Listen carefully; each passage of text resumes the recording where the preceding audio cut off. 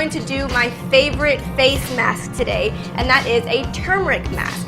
Turmeric is, and actually it's a spice, but it's one of those spices that's like a miracle worker. It just does and fixes everything. A turmeric mask will help brighten your skin, it'll help tighten your pores, it'll help with any acne or eczema, it reduces redness, inflammation, helps with your dark circles, also helps with facial hair, anti-aging, helps with wrinkles, like literally it does everything. So this is one of my favorite masks to do, and I thought I'd share it with you guys today.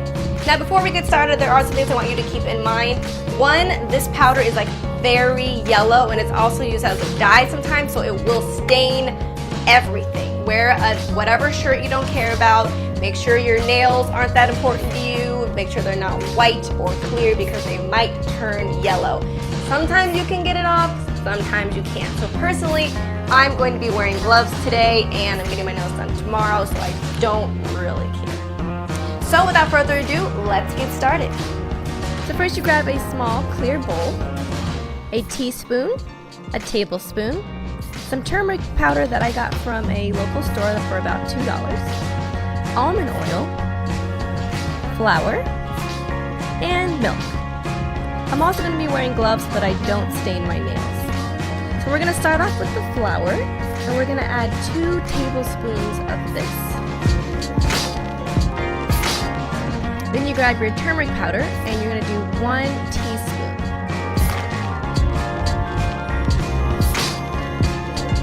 Now I'm going to grab the almond oil and the tablespoon once again. We're going to add 1 tablespoon of almond oil.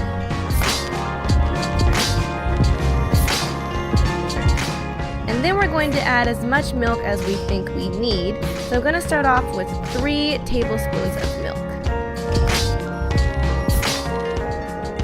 Once you start to mix it all together, you're going to notice that it's going to turn into a thick paste. We don't want it too thick, so just keep adding milk until you find the right consistency. We don't want it too runny to where it's just sliding off your face, so make sure it's just creamy enough so it looks exactly like this.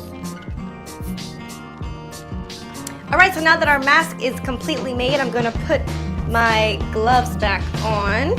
So some people like to put on this mask with a foundation brush, or you can use a spoon, but I prefer just using my fingers. I just find it easier to maneuver around my face. Now that we're going to put this on our face, make sure you don't get it on your eyebrows. This can also help with any type of facial hair. Removing it here is good, removing your eyebrows is not. So be careful with your hairline and your eyebrows, and we're just going to apply this gently. So I'm just gonna get some of this. Here we go. Ooh. This is cold, but gonna do wonders, everyone.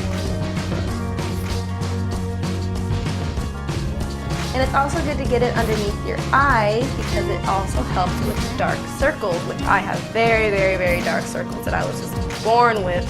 So if you could lighten those babies up, that'd be great. Make sure you take off your gloves like this. That way all the mess is on the inside. You can throw it away and you don't have yellow nails and won't get anything else on anything. So now I'm going to leave this mask on for 20 minutes, which means I have 20 minutes to scare anybody in the house. And then we're going to wash it off. Hey Siri. Set timer for 20 minutes. Okay, 20 minutes and counting. Thanks. After 20 minutes, you're gonna feel your face get very stiff, like you won't be able to move your face at all. And then you grab your gloves, some type of towel that you don't mind ruining, and a gentle cleanser like Cetaphil. Sorry for the serious face, I just literally can't smile. So then I'm gonna start to wash it off with lukewarm water.